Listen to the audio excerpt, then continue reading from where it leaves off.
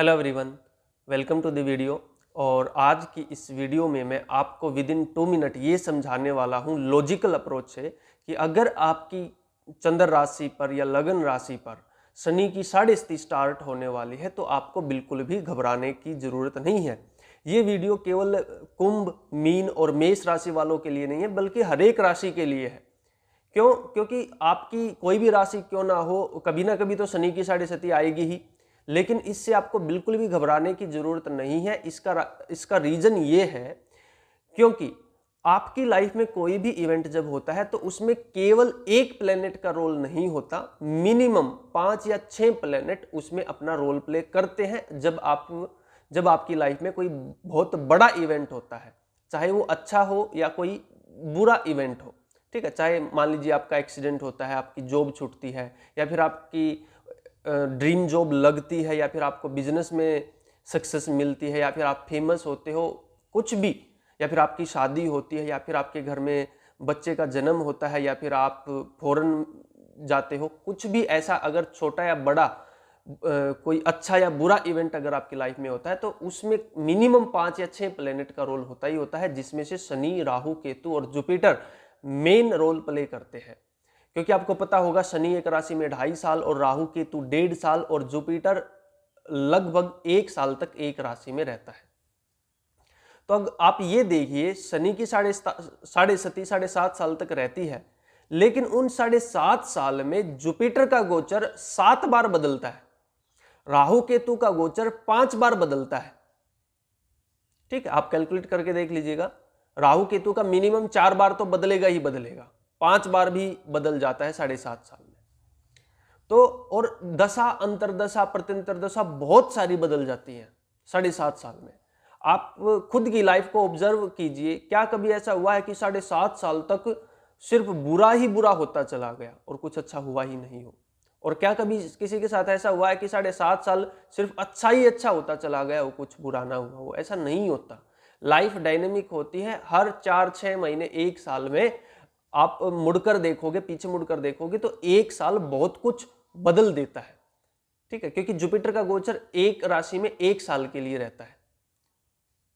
ठीक, और जो छोटे प्लेनेट है सूर्य, मंगल, सूर्य और शुक्र और बुध, आपको पता होगा अप्रोक्सीमेटली 1 महीना एक राशि में रहते हैं। ठीक है, और जो मंगल है वो लगभग 45 डेज के लिए एक राशि में रहता है। तो सारे प्लेनेट अपनी राशि बहुत बार बदल चुके होंगे 7.5 साल में। सूर्य और मंगल तो 100 से ज्यादा बार अपनी राशि बदल चुके होंगे। तो आप कैसे कह सकते हो कि 7.5 साल बहुत बुरे? हाँ, वो बात ठीक है, मैं मानता हूं कि एक प्लेनेट थोड़ा सा नेगेटिव हो जाता है अगर साढ़े स्थिति आने वाली होती है तो सरफेस लेवल पे, लेकिन उसमें भी बहुत सारी टेक्निक्स होती हैं कि शनि किसके ट्राइन में जा रहा है, शनि कौन से भाव का स्वामी होकर बैठा है। ठीक है, शनि आपकी कुंडली में राजयोग कारक है या नहीं है, उस पर भी बहुत सारी चीजें मैटर करती हैं। 2014 में प्रधानमंत्री नरेंद्र मोदी जी की साढ़े स्थिति चल रही थी, ठीक है, लेकिन वो प्रधानमंत्री बने। ठीक है, क्यों? क्योंकि वो राजयोग कारक है उनकी कुंडली में, और बाकी जो प्लेनेट है उनका गोचर भी बहुत पॉजिटिव था उस टाइम पे।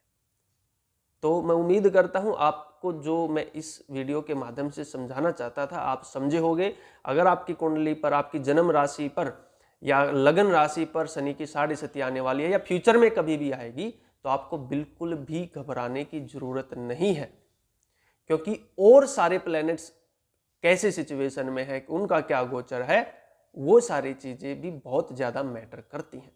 और अगर आप एस्ट्रोलॉजी सीखना चाहते हो और ढंग से अगर एस्ट्रोलॉजी सीखना चाहते हो तो 2 साल का कोर्स स्टार्ट हो रहा है 1 अप्रैल 2025 से। इसमें ये 2 साल का कोर्स होगा, 100 से ज्यादा क्लासेज होंगी, 1-1 घंटे की क्लास होगी, और तब जाकर आपको थोड़ी बहुत एस्ट्रोलॉजी समझ आएगी। 2 दिन, 3 दिन, 4 दिन के वेबिनार से आपको कुछ समझ में नहीं आने वाला है। एस्ट्रोलॉजी एक साइंस है, बहुत डीप सब्जेक्ट है। अगर आप ढंग से सीखना चाहते हो, अगर आप एक्यूरेट प्रेडिक्शन करना चाहते हो, 70-80% तक आप एक्यूरेसी के साथ प्रेडिक्शन करना चाहते हो, तो आपको मिनिमम 2 साल का कोर्स करना पड़ेगा, तब जाकर आपको एस्ट्रोलॉजी समझ आएगी। अदरवाइज आप 5 मिनट में कंसल्टेशन लोगे किसी से, 2 दिन का वेबिनार लोगे, कुछ नहीं होने वाला उससे। सिर्फ और सिर्फ कंफ्यूजन बढ़ेगा, आपकी प्रेडिक्शन गलत होंगी और फिर आप एस्ट्रोलॉजी को गलत बताओगे। एस्ट्रोलॉजी गलत नहीं है, एस्ट्रोलॉजी कभी भी गलत नहीं होती, एस्ट्रोलॉजर्स गलत होते हैं। ठीक है, बहुत डीप सब्जेक्ट होता है, बहुत सारे परमुटेशन कॉम्बिनेशन होते हैं, बहुत सारी टेक्निक्स होती हैं। ठीक है, और जो बाकी अगर आप सीखना चाहते हो तो दिए गए नंबर पर आप मेरे से कांटेक्ट कर सकते हो। आज के लिए इतना ही। चैनल को सब्सक्राइब कर लीजिएगा ऐसे और वीडियोज़ के लिए। मिलते हैं अगली वीडियो में।